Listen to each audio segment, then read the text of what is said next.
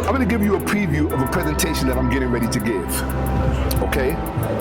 So, you know the singer Toni Braxton, right? Mm-hmm. Okay. So, Toni Braxton, her sister Tamar, now I don't really follow these people. I know who Toni Braxton is because I've always been a fan of her music. And I always thought she was beautiful. I still think she's beautiful. Toni's the kind that would be beautiful. If she lived to be 100 years old, she'd still be gorgeous. And she's apparently smarter than her siblings.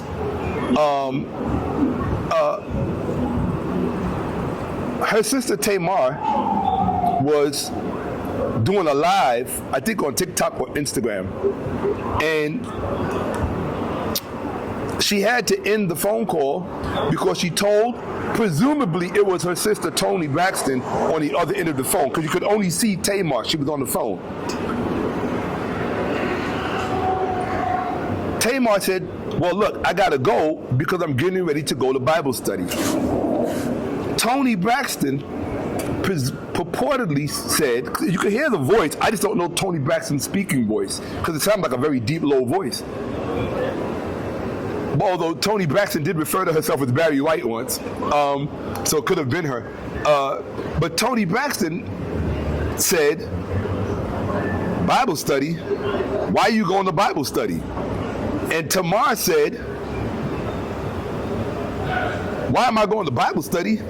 Well, how else are we supposed to deal with all of these witches, demons, and warlocks out here? And then Toni said, yeah, but there are other books, right? And then she said, and then Tamar cut Toni off with, girl, I gotta go. And then I think first she said, Tamar said, other books, what other books? She said, girl, I gotta go. And then Toni said, that book, talking about the Bible, that book was written by a bunch of racist white men. And then Tamar said, look, I gotta go, and hung up. Okay, I gotta call you back. I'm about to have Bible study. Why? Because I'm saved. And I read the word. Bible study? Because it's important to know the word. How else we gonna battle all these demons and witchcraft? How else you gonna do it? There are other books. Girl, get off of my phone, girlfriend. Get off of my phone. I'll call you back. I mean, that book was written by racist white girl, men. goodbye, girl. I'll call you in an hour. That video went viral. And everybody and their mother is talking about that video right now. Everybody and their mama got a video on it. Okay. I'm getting ready to do a whole presentation on it. And the reason why I'm getting ready to do a whole presentation on it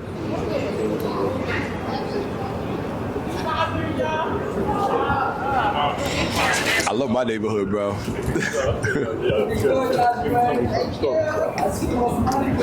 The reason I'm doing a presentation on it is because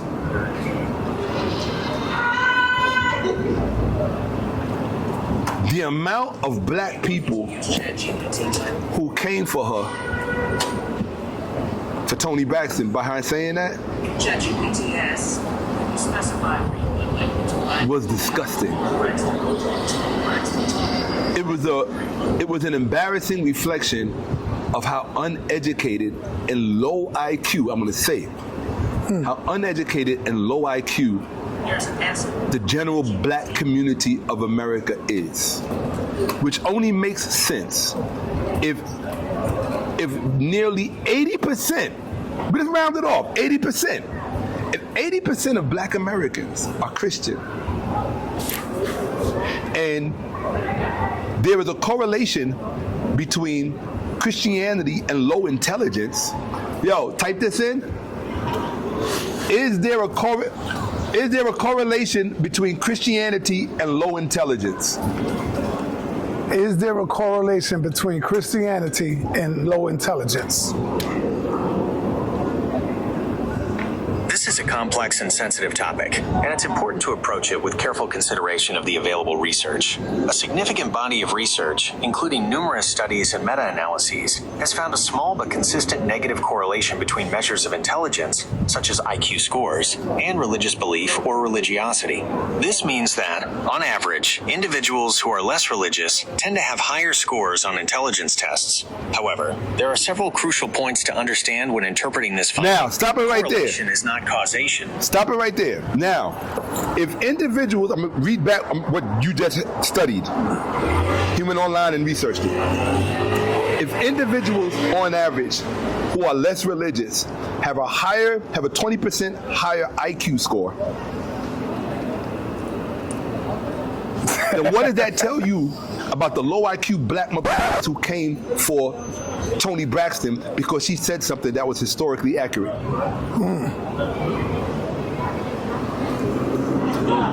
Black people in America are the poster children for mental illness by way of Christianity.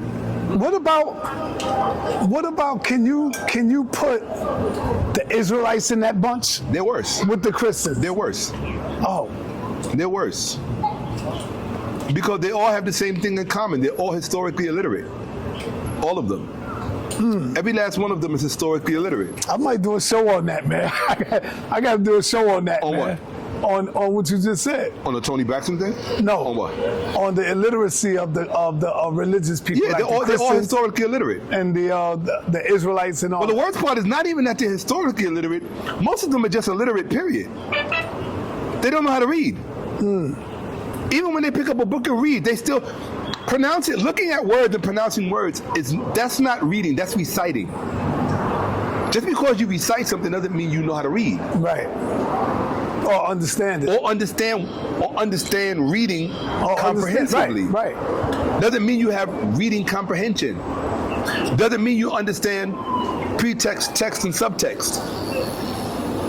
You understand? Because you have to have reading comprehension levels on all three levels. If you don't have reading comprehension on all three levels, you're not a good reader. You understand? You're not a good reader, and then on top of that, there are different types of reading, right? Perfect example of what I'm talking about.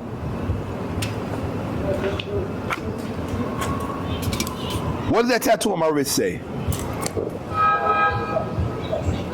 Nicole? It says Nicole. Right? Now, what do these symbols say? Life? I don't know what that one is. And I don't know that one. Okay. Now, a moment ago you could read. Right. Now all of a sudden you can't read. Right. Why? Because there are different types of reading. I agree. I see what you're saying. Okay? Right. All right? Right. Okay? This type of reading, this is semiotic reading. Ask any black person walking down the street, what is semiotic reading? They couldn't tell you. You know why? What is semiotic reading? Because black people on average are stupid. That's just the truth. Semiotic And I'm not ashamed to or say it. semiotic analysis is a method of interpreting a text by focusing on how it produces meaning through the use of signs and symbols. It goes beyond the literal meaning of words or images to uncover the deeper, often culturally specific, messages and ideologies at play. So if you only know how to read literal words, Semiotics. if you only know how to read literal words, then that means you have like a first grade level of reading.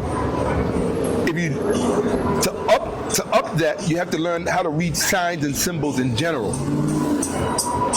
So it's one thing for you to read the New York Post or even the Bible, but it's another thing for you to read Egyptian hieroglyphics, because you have to understand something about the symbols and what they Why mean. did you say Egyptian hieroglyphics? Or the Kemetic, the Medu Neter. There you go. Right, the Medu Neter. And I know you know that already. Of course, yeah, the Medu Neter. Yeah. Right? In order for you to read the Medu Neter, you have to develop semiotic literacy. Okay? Black people, They even don't though- think this important though. not in America. Black people in America are Frankensteins. They're Frankensteins. And in fact, the number one Frankenstein in Black America is the black woman. She is the number one Frankenstein. Why you say that? Because if you know the story of Frankenstein, what did he do? He created a monster, right? In his effort to create life, all he did was produce a disfigurement of life. That's what black women do. And that's why they get the kind of men that they get in these communities. Because most of the men in the black community were raised by their mothers. They're woman internalized. Most black men in American culture are women internalized. So here's the question. Yeah. And I'm not debating you, brother. Every time I ask you a tougher question, You're always trying to debate You think I'm trying to debate you? You are always trying to debate me. Do and you blame? Because I know your mind. You're an Aries. You love Listen. that. Yeah. Do you blame the single woman for that? Do I blame the single woman for it? Yes. The single women have their share of blame. Right. They have their share of blame. But why we never blame the man? Because it is the man who leaves her when he gets her pregnant. That's not necessarily true. That's not true. That's And not he necessarily gets true. up out the house. Not all men, not all of them. I'm not going to say all. But a lot of times, the man gives up. I'm going to stab you right I'm now. saying not all the time, but sometimes the man gives up. You know what he hates Go about ahead, me? go ahead, brother. In the field of marriage sciences, matrimonial sciences, black people gotta stop going to these churches, reading that bullshit Bible, and worshiping a Jesus no matter what color. You need to stop that bullshit now. Miseducating your children. You need to stop that bullshit. See how the ice cream truck got you programmed?